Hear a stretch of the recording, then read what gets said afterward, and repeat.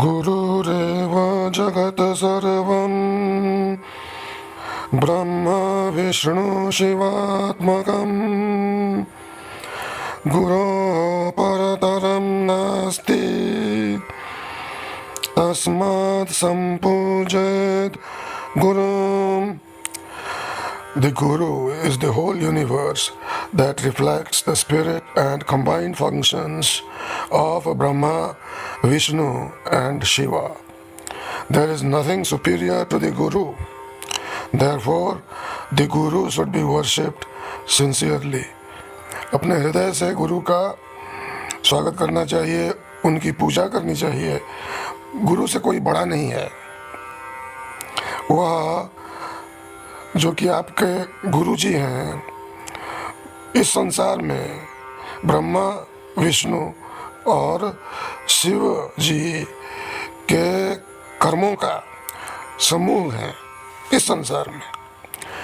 ज्ञानम विज्ञान सहितम लभ्यते गुरु भक्तितः गुरोः परतरं नास्ति ध्येयोऽसौ गुरुमार्गिभिः. Spiritual knowledge or jnana and realization or vijnana are attained through devotion to the Guru. There is nothing greater than a true real Guru. Therefore, the Guru should be meditated upon with complete devotion. गुरु पर ध्यान पूरी भक्ति के साथ करना चाहिए. गुरु से कोई बड़ा नहीं है. आध्यात्मिक ज्ञान और उसका रियलाइजेशन जो कि हो गया विज्ञान, गुरु की भक्ति से ही होता है. So we begin our discourse with the rest of the Mundaka Upanishad, and we shall be studying from the book Upanishad Siddhant Evam and Vedant Ratnavali. तो आज का प्रवचन आखिरी प्रवचन होगा मुंडक उपनिषद पर, और यह किताब से हम इसकी चर्चा करेंगे वो मेरे गुरुजी द्वारा लिखी गई है. स्वामी निरंजन जी की किताब है उपनिषद सिद्धांत एवं वेदांत रत्नावली. और यह हो गया इस पॉडकास्ट सीरीज का जिसका नाम रखा है साधना पथ का में स्वामी निरंजन जी पॉडकास्ट विद सैम योगी का यह हो गया 103rd episode number 103. So in this show called Sadhana Path, which we have bifurcated into two bilingual podcasts. One is the yoga podcast by Sam Yogi and the other is this podcast, which is also now a dual podcast. It is called Swami Niranjanji Podcasts with Sam Yogi, and this is the 103rd episode. And if you want to listen to prior episodes, they are just in Hindi. I think starting with the 100th or the 99th, we switched to English and Hindi. So if you understand Hindi, then you could look up the prior podcasts in the show which we have concluded. That show was Daily Podcasts with Sam Yogi. तो मैं ये कह रहा था कि अगर आप ने पिछले प्रवचन ने नहीं सुने हैं तो एक शो था जिसको बंद कर दिया गया है, उसका नाम था daily podcast, Dainik podcast with Sami योगी. उसमें कुछ 95, 96 ऐसे 96 या 99 कुछ प्रवचन है स्वामी निरंजन जी पॉडकास्ट विद सैम योगी जो कि हिंदी में है, जो कि आप जाके स्पॉटिफाई पे या एप्पल पॉडकास्ट पे सुन सकते हैं. See a thing I will tell you about Apple podcast, it's really good. It's an app you can download on your Android phones. तो एप्पल पॉडकास्ट पे ये आप समझ लीजिए कि अगर आपके पास नॉर्मल फ़ोन है जो कि इसको हम कहते हैं एंड्रॉयड, जैसा हो गया रेडमी या सैमसंग, तो उसमें आप एप्पल पॉडकास्ट का ऐप डाउनलोड कर सकते हैं. और हमारा शो हम तो चाहते हैं कि ज़्यादा से ज़्यादा लोग ब्रह्म ज्ञान प्राप्त करें, तो आप सुने. कुछ लोग यूट्यूब पे भी जाके सुनते हैं. यूट्यूब कोई प्रचार नहीं करता, प्रसार नहीं करता हमारे पॉडकास्ट का, और हमारे पास भी समय नहीं है. तो आइए प्रवचन शुरू करते हैं. I was just saying that Apple podcast app can be downloaded on your Android phone. If you have an apple phone, of course you have the Apple podcast. Now if you have an Android phone, you can download the Apple Podcast app, or you can listen to podcasts on Spotify if you are listening to music and songs and dance on Spotify. So let's begin the discourse. Mantra number 329. मंत्र number 329.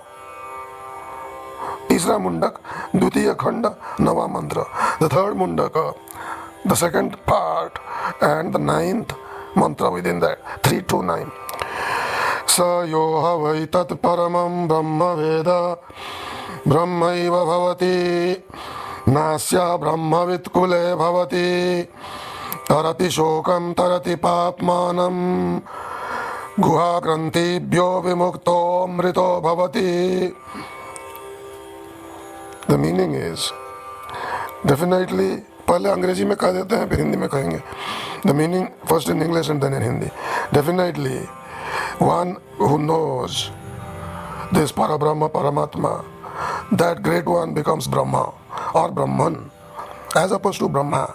Brahma और ब्रह्मा में फर्क है. There is a difference between Brahma and Brahma.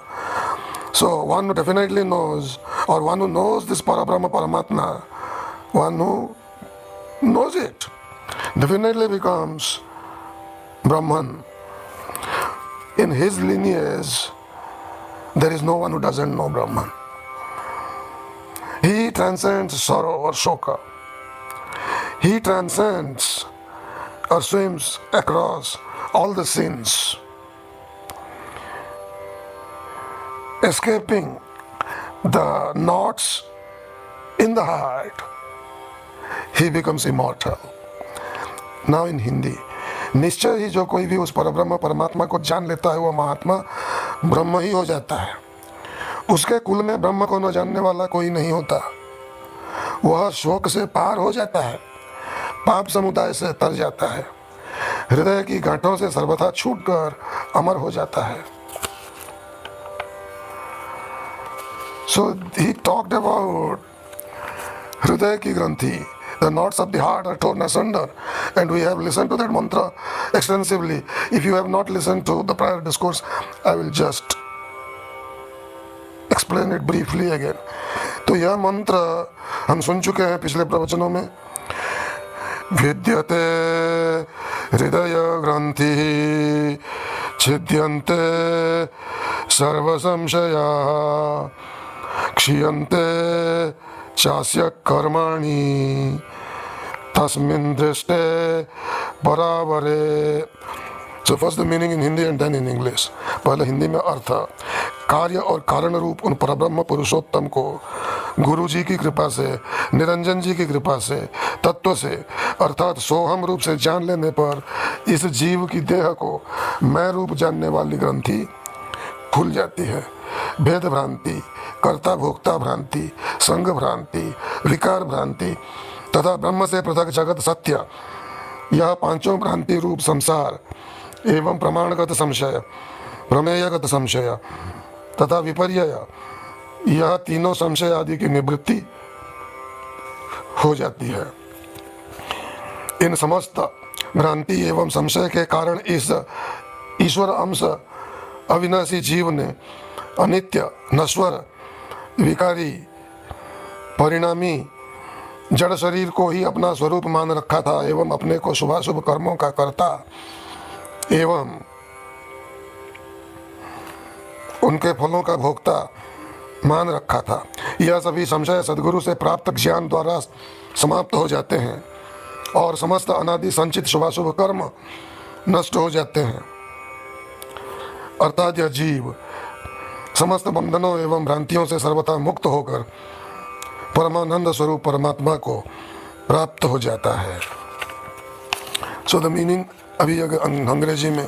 So the meaning of this mantra was, one who knows this Parabrahma Purushottam with the grace of the God, who is of the nature of Karya, work, and Karana, its cause. From the perspective of Tattva, or stuff, or knowledge, as in, I am that. So, hum. When you breathe in, you say so. When you breathe out, you say hum. जब आप श्वास अंदर लें तब कहें सो, जब आप श्वास बाहर लें तब कहें हम. सो हम, सह अहम का संधि होता है सो हम. द संधि और द कंजंक्शन ऑफ सह एंड अहम इन संस्कृत इज सो हम. What does saha mean? Saha means he, aham means I am he. That is the meaning of this mantra, which goes on in every breath. And on the breath, there is a very nice purport, or rather, you can say purport in Hindi.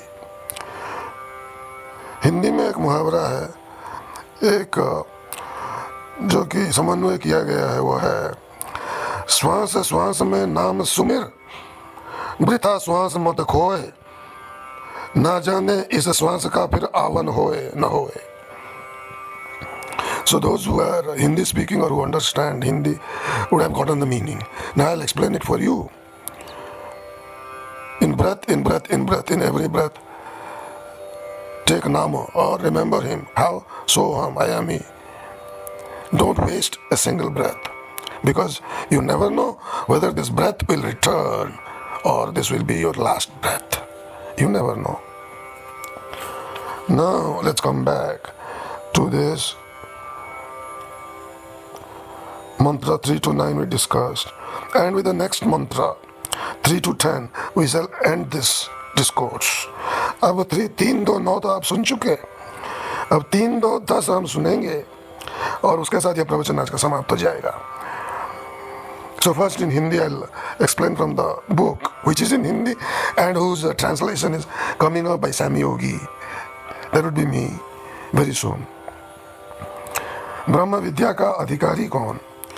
उस ब्रह्म विद्या के विषय में यह बात वेद द्वारा कही गई है कि जो निष्काम भाव से कर्म करने वाले वेद के अर्थ के ज्ञाता तथा ब्रह्म के उपासक हैं और श्रद्धा रखते हुए स्वयं एकादशी नाम वाले प्रज्वलित अग्नि में नियमानुसार हवन करते हैं तथा जिन्होंने विधि पूर्वक सर्वश्रेष्ठ ब्रह्मचर्य व्रत का पालन किया है, उन्हीं को यह ब्रह्म विद्या बतलानी चाहिए.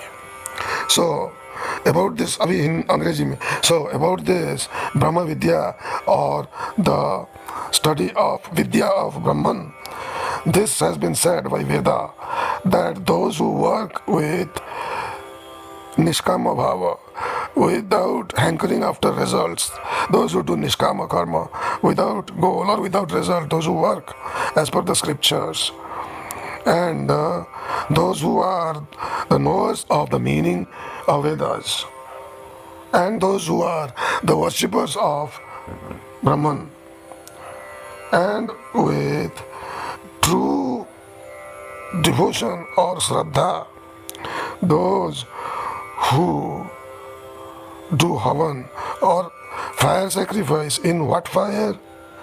In a fire by the name of Ekarshi. And those who have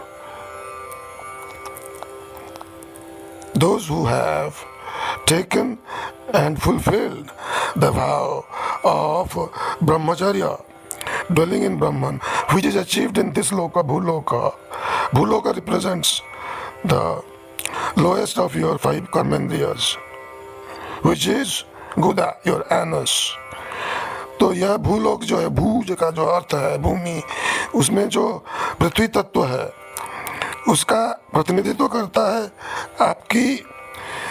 आपके कर्मेंद्रियों का आखिरी 5वां इंद्रिय, जो कि कहते हैं मलत्याग करने वाली गुदा. तो ब्रह्मचर्य व्रत क्या है? व्हाट इज ब्रह्मचर्य?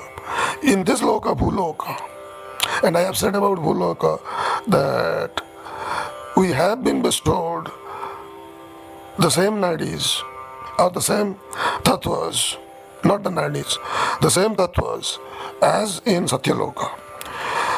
Now we have understood or we have gone through this before, but since you forgot or did not listen to the prior discourse, I'll explain again.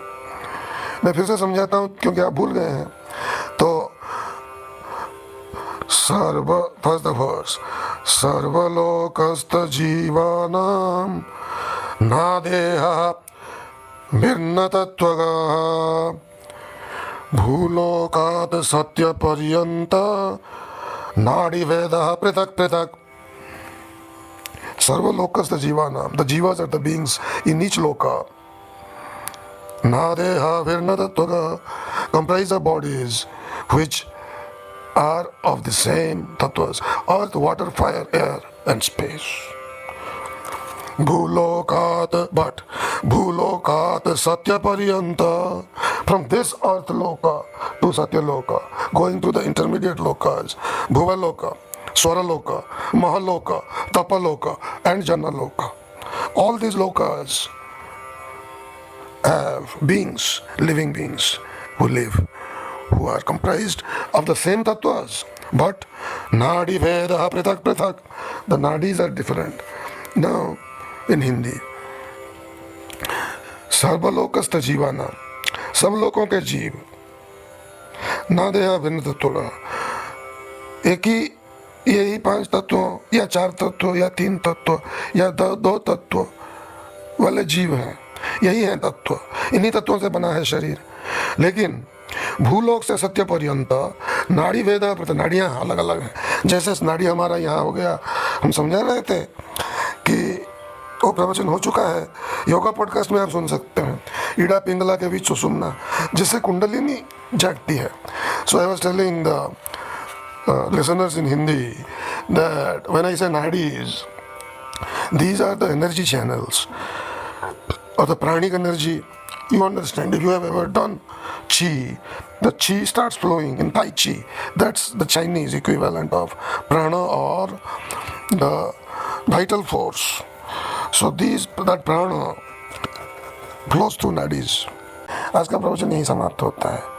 So the प्रवचन or the discourse, this episode ends here. आपका दिन मंगलमय हो. May your day be auspicious. Om Shanti Shanti Shanti.